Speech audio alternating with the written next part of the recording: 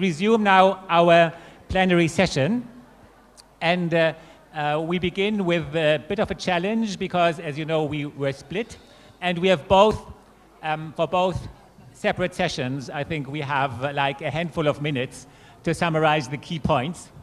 So I would like to start on our side with our session on innovative business solutions for sustainable development. And since this is a particularly difficult task, I will delegate it right away to Gaurav Gupta, the moderator, who will make a short summary of the salient points, and then I can come in. Thanks a lot, Gaurav. You did just such a great job as a moderator. I'm sure you can cope with this.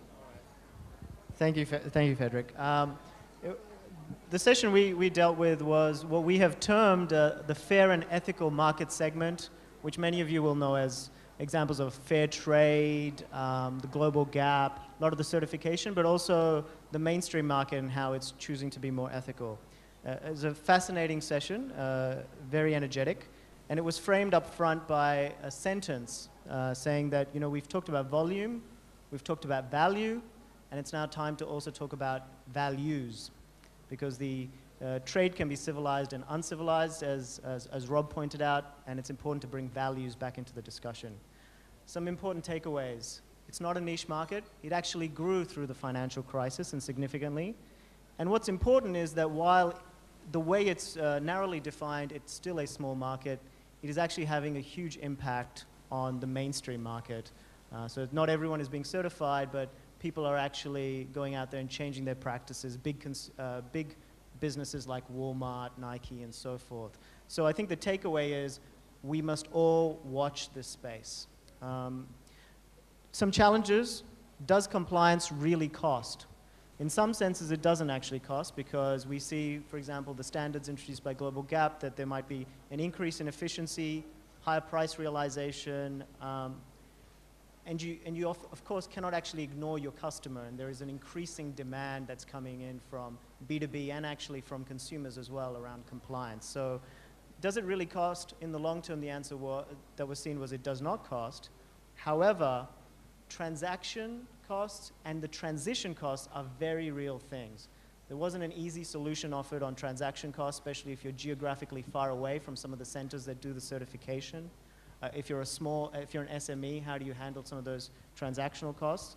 And then transition costs. If you're a grower of cotton, to actually go from your current state to an organic state, that particular gap, which can take around three years, how do you bridge that? And there's a financing issue.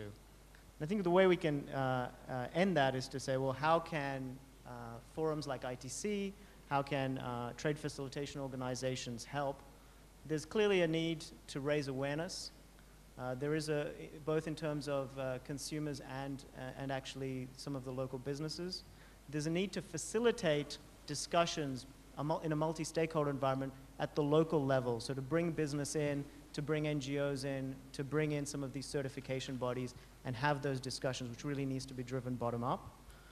And then there is a need to potentially provide technical and perhaps financial help in the transition and transaction costs, because this is a market that is set to grow, and it is a market that has to grow, because as we've seen, the challenges that we face, that sustainable business models are actually the only way forward. So I think that's my summary. Thanks a lot, Gaurav. Just perhaps the 2 or 3 points that we heard as suggestions for the International Trade Center and other institutions that work in the field of aid for trade. I think the first point is that complying with standards is and has to be seen as an investment by the producing companies. And I think what is key is that producing companies and the trade support institutions understand better what is in it. So I think there's a clear need to have case studies, to have more transparency, to have concrete best practice of what did a company gain by complying with the standard, how much improved market access, how much was the overall efficiency of production affected, and so on. So I think here is a clear invitation for ITC to strengthen its contribution that ITC is working on with the initiative of Trade for Sustainable Development, that is preparing and offering to the world a database with best practice, with case studies, with comparability of different standards. And we will be encouraged to work even harder on launching our standards map at the beginning of next year. This will also be important in order to understand from a consumer perspective what are the development benefits that different standards provide to the producers, so as to ensure that the premium that consumers pay really go down to the producers and are not absorbed in the chain. I think the second point you mentioned, the need to encourage a bottom-up, multi-stakeholder approach to ensuring that within developing countries there is the selection and the promotion of the best standards. I think there was one very interesting point in response to the question from the Pacific Islands. Now, what do we do with, in small island countries and other countries which have not yet really been able to participate as much as others? And I think the point that Flo was making is that there is a trend from universal standards to go more to specific, country-specific or geographic standards. And I think that's something we have to we can support, because I think that could be a move to integrate also communities and producers that are a bit further off. And the last very interesting point that was given as a challenge to the international community is to come up with a living wage for all countries, so that producers could adopt that on a voluntary basis. And I think we will have to go back to our books and see how this can happen. So those were really the major points. Thank you very much. And perhaps now we shift over to you, Megan. Thank you, Friedrich, and good afternoon, ladies and gentlemen. My name is Meg Jones. I'm the Women and Trade Advisor at the ITC. Our session got concrete, and let's get concrete about commercial transactions in the current climate. Commercial transactions in the current climate, and let's talk about where the growth is, where the growth market is. And the reason we have here on this podium the people from our session is because these people represent the future. The conclusion of our session was that to power trade, you need to empower women. To power trade, you need to empower women. And so what I'd like to do is just to present to you the visionaries of the future. So Minister Malahoo Fort from Jamaica expressed very clearly what Patricia Francis outlined at the very beginning. Government is responsible for export impact for good. Export impact for good means export not only for economic development, but with human development in mind as well. And she harkened back to Ban Ki-moon, the Secretary General of the United Nations Insights, when he said that empowering women has a multiplier effect in the economy. Good for economic development, good for human development.